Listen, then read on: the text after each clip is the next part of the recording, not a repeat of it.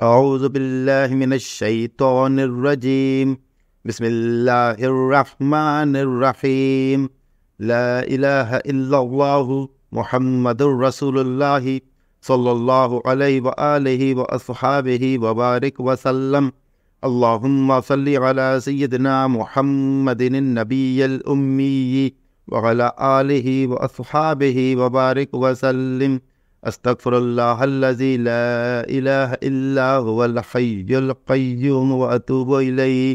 اما بعد، تمام دوستوں کو السلام علیکم ورحمۃ اللہ وبرکاتہ۔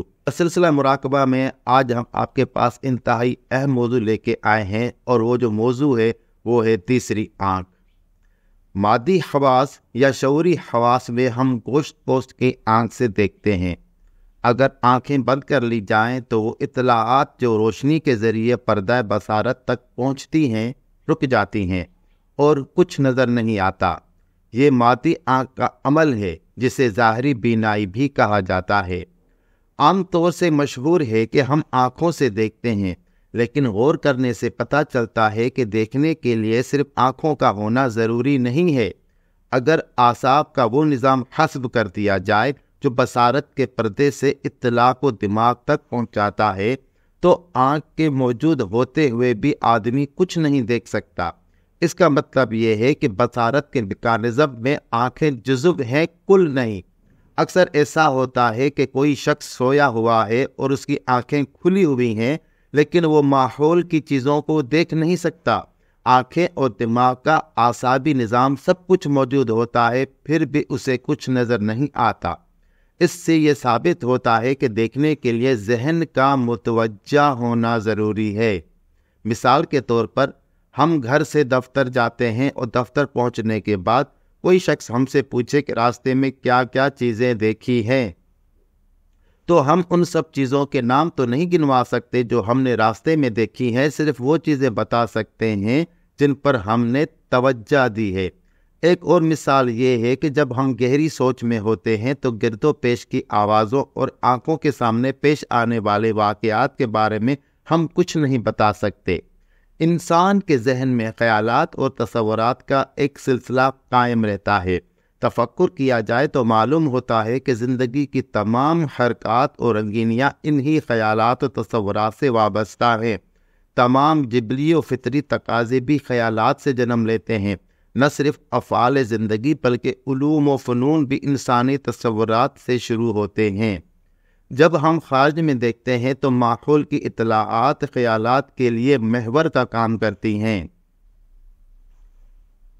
لیکن اکثر ایسا ہوتا ہے کہ کوئی شخص ماحول سے لاتعلق بیٹھا ہوا ہے، اس کے باوجود خیالات و تصورات کی شبیہیں اس کے ذہن کے پردے پر بنتی رہتی ہیں۔ مطلب یہ کہ خارج کا عکس جب روشنی کے ذریعے پردہ بصارت پر پڑتا ہے تو آنکھ بیرونی منظر کو دیکھتی ہے، لیکن جب خیالات و تصورات ذہن کے پردے پر ابھرتے ہیں تو باہر کی روشنی کا کوئی کردار نہیں ہوتا۔ آدمی تصورات کے عکس کو اسی طرح محسوس کرتا ہے جس طرح کے باہر کے عکس کو دیکھتا ہے۔ تصورات کا عکس مدھم صحیح، لیکن وہی معانی رکھتا ہے جو باہر کا عکس رکھتا ہے۔ پس معلوم ہوا کہ بصارت کا عمل دونوں صورتوں میں واقع ہوتا ہے۔ بارہا اس بات کا تجربہ ہوتا ہے کہ کوئی ایسا واقعہ جس نے آپ کو بہت زیادہ متاثر کیا ہو، یا کوئی شخص جس سے آپ دلی وابستگی رکھتے ہوں، اگر ذہن اس کی طرف چلا جائے اور توجہ میں گہرائی پیدا ہو جائے تو واقعے کی جزیات اور شخصیت کا خاکہ ذہن کی اسکرین پر عکس بن جاتا ہے۔ یہ خاکہ اس طرح عکس بنتا ہے کہ ہم اس کا احساس تصویری شکل و صورت میں کرتے ہیں۔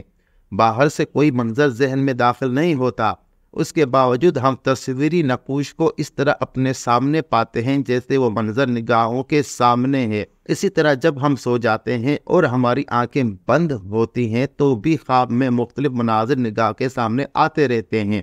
یہ بات بھی تواتر کے ساتھ تجربے میں آتی ہے کہ خواب میں یا نیم غنودگی میں کوئی واقعہ نظر آیا اور کچھ عرصے بعد وہی واقعہ بیداری میں بھی پیش آ گیا۔ روزمرہ کی ان مثالوں میں یہ بات مشترک ہے کہ مناظر کو دیکھتے وقت یا مناظر کے عکس کو محسوس کرتے وقت ہماری مادی آنکھوں کا عمل دخل صفر ہوتا ہے۔ بتانا یہ مقصود ہے کہ انسانی نگاہ اپنے عمل میں مادی عوامل کی احتیاط سے آزاد ہے، ایک طرز میں وہ مادی آنکھ کے وسیلے سے حرکت کرتی ہے اور دوسری طرز میں اس کا عمل مادی آنکھ کے عمل سے ماورا ہے۔ نگاہ کا وہ رخ جو مادی آنکھ کے بغیر کام کرتا ہے باطنی نگاہ، اندرونی نظر یا تیسری آنکھ کہلاتا ہے۔ روحانی علم کی روشنی میں آدمی کی تعریف بیان کی جائے تو اس کو نگاہ کا نام دیا جائے گا، اور نگاہ کا دار و مدار اطلاعات پر ہے۔ اطلاعات ذہن میں آتی رہتی ہیں اور ذہن میں آ کر نگاہ بن جاتی ہیں۔ خارج یا داخل سے جو بھی اطلاع ذہن میں وارد ہوتی ہے اس کی واضح ترین تشریح قوت باصرہ کرتی ہے۔ باصرہ انسان کے اندر ایک ایسی صلاحیت ہے جو ذہن کو زیادہ سے زیادہ تفصیلات سے مطلع کرنے کی پابند ہے۔ یہ قوت جب جسمانی نظام میں عمل کرتی ہے تو گوشت پوست کی آنکھ کے ذریعے مشاہدہ عمل میں آتا ہے، اور یہی قوت مادی آنکھ کے بغیر بھی اپنا فعل انجام دے سکتی ہے۔ اگر مادی آنکھ کی حرکت کو معطل کر دیا جائے اور نگاہ کو متوجہ رکھا جائے تو اطلاعات کا سلسلہ رک جاتا ہے، چنانچہ قوت باصرہ صعود کرنا شروع کر دیتی ہے۔ قوت باصرہ جب تک اپنا کام پورا نہ کرے اس کا کردار پورا نہیں ہوتا، اور وہ تخلیق کے قانون کے مطابق اپنا عمل پورا کرنے کی پابند ہے۔ قوت باصرہ جب صعود کرتی ہے تو آدمی بند آنکھوں سے غیب کی دنیا کو دیکھنے لگتا ہے۔ اس وقت بصارت کائنات کے تمام خد و خال کا مشاہدہ کرتی ہے۔ یہ وہ نقش و نگار ہوتے ہیں جو ایک قدم آگے بڑھ کر مادی خد و خال میں مظاہرہ بنتے ہیں۔ ان نقش و نگار کو روح یا باطن کی دنیا کہا جاتا ہے۔ مراقبے میں تسلسل قوت باصرہ کو اس بات پر مجبور کرتا ہے کہ وہ مادی دنیا کے پس پردہ چلی جائے اور نگاہ کا مرکز وہ دنیا بن جائے جو ظاہری آنکھوں سے نظر نہیں آتی۔ جب ہم آنکھوں سے دیکھتے ہیں تو پپوٹے حرکت کرتے ہیں اور پلک جھپکنے کا عمل صادر ہوتا ہے۔ بار بار پلک جھپکنے سے ڈیلوں پر ضرب پڑتی ہے اور ڈیلے حرکت کرتے ہیں۔ ڈیلوں کی حرکات سے باہر کی روشنیوں کا احساس دماغ میں کام کرتا ہے اور دماغ کو یہ اطلاع ملتی ہے کہ ماحول میں فلاں چیزیں موجود ہیں۔ یہ تمام حرکات اس وقت صادر ہوتی ہیں جب آدمی کا رجحان بیرونی دنیا کی طرف ہوتا ہے اور وہ اپنے گرد و پیش کے متعلق زیادہ سے زیادہ معلومات چاہتا ہے۔ بیرونی دنیا میں انہماک اعصاب کی مخصوص حرکات میں نمودار ہوتا ہے۔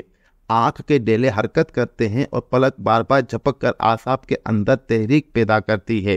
اس نوعیت کی تمام اعصابی تحریکات مادی بینائی کو حرکت دیتی ہیں اور انہی کی بدولت محدود بصارت کا میکانزم کام کرتا ہے۔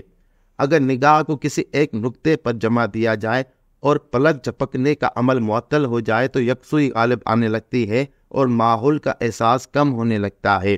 یہ بات بھی تجربے میں آئی ہے کہ نقطہ نظروں کے سامنے غائب ہو جاتا ہے اور اس کی جگہ ایک اسکرین دکھائی دیتی ہے۔ اس کی وجہ یہ ہے کہ پلک نہ جھپکنے سے ڈیلوں کی حرکات میں اضملال پیدا ہونے لگتا ہے، اور جب ایک ہی منظر شعور کی اسکرین پر قائم رہتا ہے تو یہ کیفیت بڑھنے لگتی ہے۔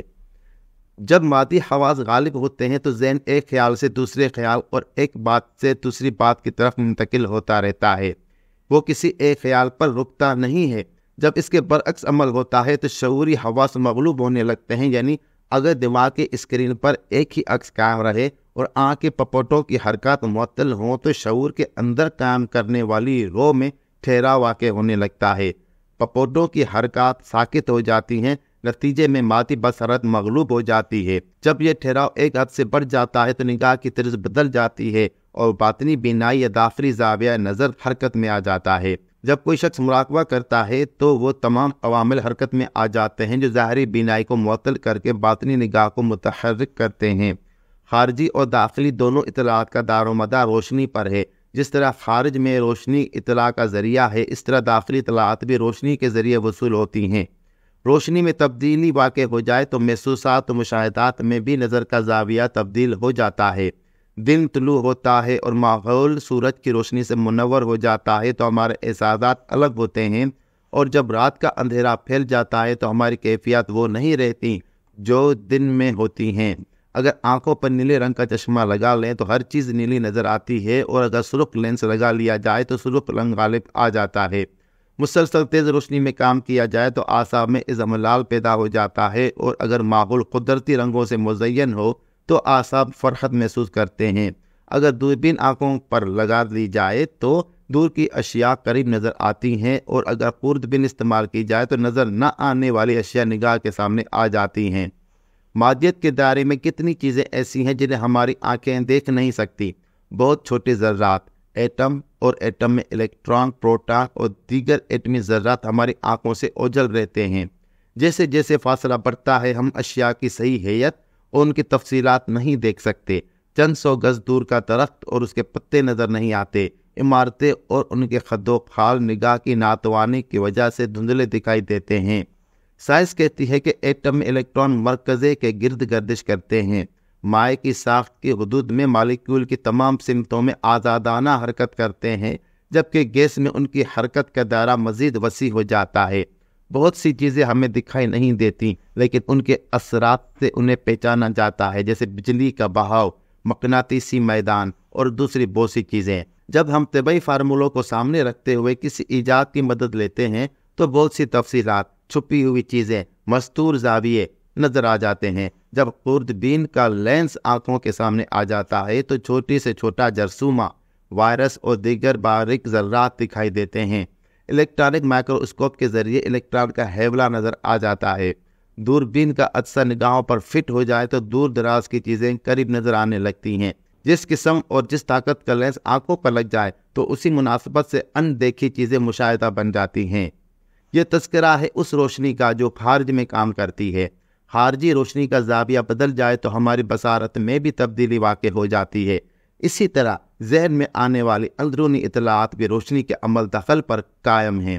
جب آنکھیں بند کر کے ذہن کو یکسو کر دیا جاتا ہے تو خارجی روشنی کا سلسلہ رک جاتا ہے، چنانچہ داخلی روشنی حواس میں نفوذ کر کے اس کی جگہ لے لیتی ہیں۔